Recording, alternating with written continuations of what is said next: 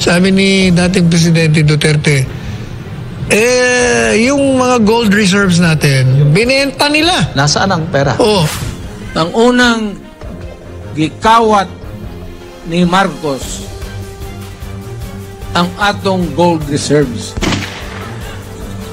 Sige, mubitaw nang ni ako. Actually, suko ko, putang ina nila.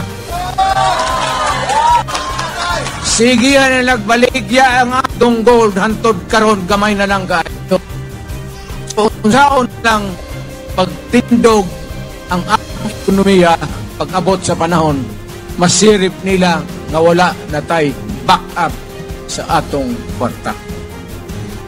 Nagtatanong, magkano ba ang binenta nyo? At sa magkano nyo binenta? Kanino nyo binenta? Hanggang ngayon, hindi nyo sinasagot yan. Paano sabihin ngayon, yes? Nawala na kay gasigihan o baligya. Wa ta mahibaw pilay gibaligya o kanosa. Muunay na kung putang inan diha nga wa ta mahibaw. Hindi nyo sinasagot yan. Paano sabihin ngayon, yes? Na ito'y walang basis. Merong basis. Sagutin nyo, hindi nyo sinasagot eh. Wa ta kahibaw ang gold diin gibaligya og pila. Wa sila mo sultihan na ang administrasyon. Kada dapat public na, kay public issue, public property, public money. And yet, yung nantamo, padoon na siya sa pagka-dictator. Padoon na siya dito, di na magbaling-baling, og ingno ni mo, hoy, hay naman tong among gold, di man ni mo magbaligya, pilay imong halin. Wala na.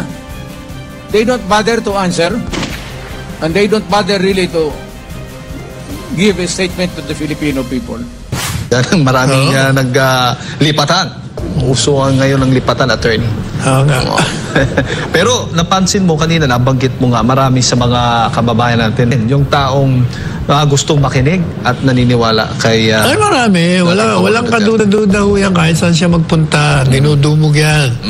Hindi kagaya ng ibang presidente. Wala, hindi dinudumog ng ibang presidente. Pinagsusuot po ng t-shirt na pula yung mga pati pulis. Mga pulis para dagdagan yung bilang ng mga matinlarali. For security daw, attorney. Alam nyo, hindi ko talaga may tatatwa, hindi mapapasinungalingan.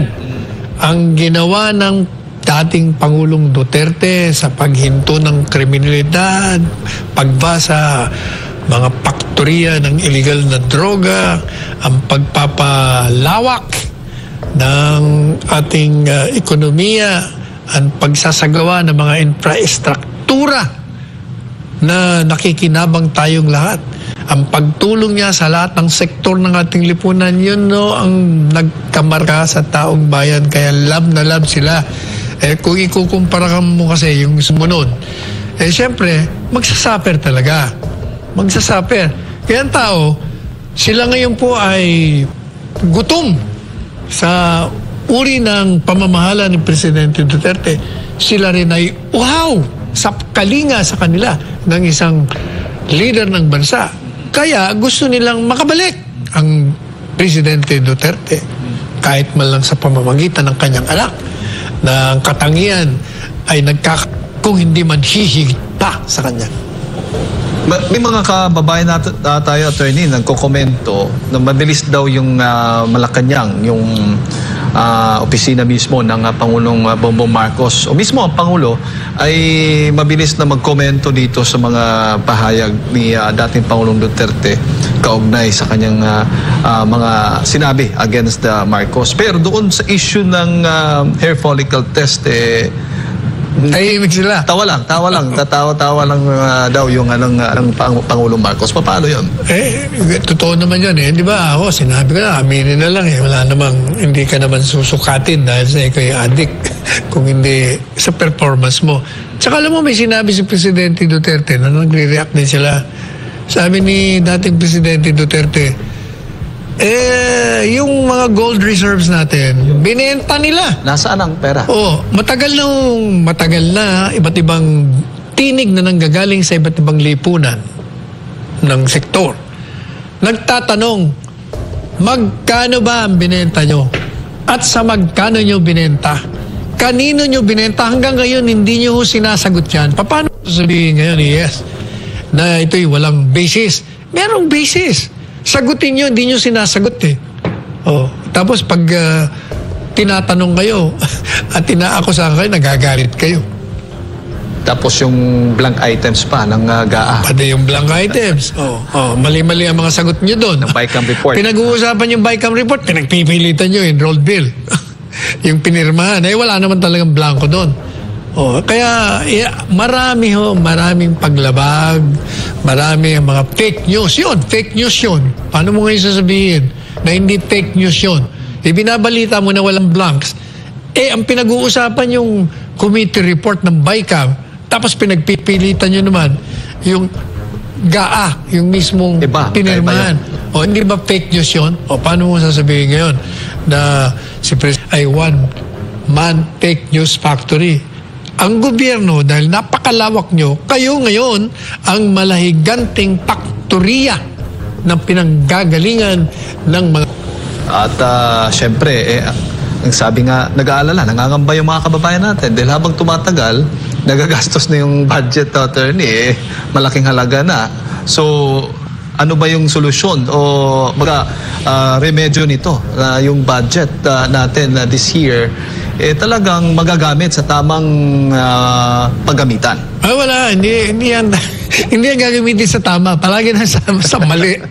Yun ang masaklap, attorney. Oo, naman ang bansang ito. Sabi ko, abolis na lang ang Congress. Pansamantala. Ay, nako. Samantala, attorney, nasa Cebu nitong weekend si dating Pangulong Rodrigo Duterte sa naganap na indignation rally ng mga taga-Visayas. Yan, panoorin natin. Yes, sir.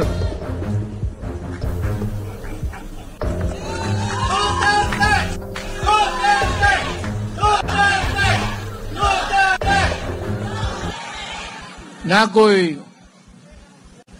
isyo simple lang. Ang usak ka nasod na anay pundo niya nga gold ba? Kana munay iyang itubag unsa man ang imong kwarta papel malang na asa man ang balor ana, asa ang backup ana. Mayong kadayon, niya ang among gold reserve. Kaya namo o palit og asa magdegosyo. Kay naami gold ug naay balor among kwarta. Ang putlag wa na ko magbaling-baling ng ilang computation. Ang atong gold karon nahurot og baligya. So kanang imong papel gigunitan nga bugat ka at daghang gold reserve. Gaana kaayo na hantod nga wa nay nasod matag. O di na mo honor ana kay wa na nay value. Ang unang gikawat ni Marcos ang atong gold reserves. Sige, mubitaw lang ni ako. Actually, suko ko putang ina nila. Sige yan nilag baligya ang atong gold hantod karon gamay na lang kaayo. So, unsaon lang pagtindog ang ating ekonomiya pag-abot sa panahon, masirip nila nga wala na tay back-up sa atong kwarta. Importante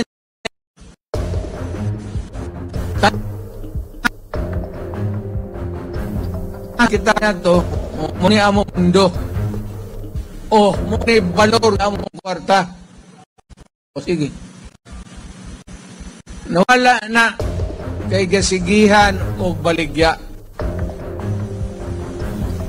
Wa ta mahibaw pilay baligya og kanosa. Muunay na kung putang inan diha nga wa ta mahibaw. What nakibaw ang gold diin gibaligya og pila. Wa sila mo sultihan na ang administrasyon. Kada dapat public na, kay public issue, public property, public money. And yet, ingnan mo, padoong na siya sa pagka-dictator eh. Padoong na siya dito, di na magbaling-baling, og ingno ni mo, hoy, hay naman tong among gold, di man ni mo magbaligya, pilay imong halin. Wala na. They don't bother to answer, and they don't bother really to give a statement to the Filipino people. Lisod na. Perting lisura na. Mo na yun na, karong pilakadla, mga pobre kita ni.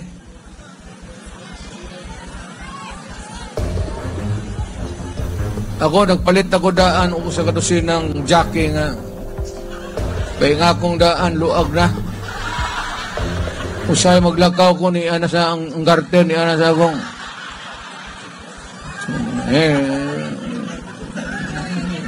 pobre na gud ta.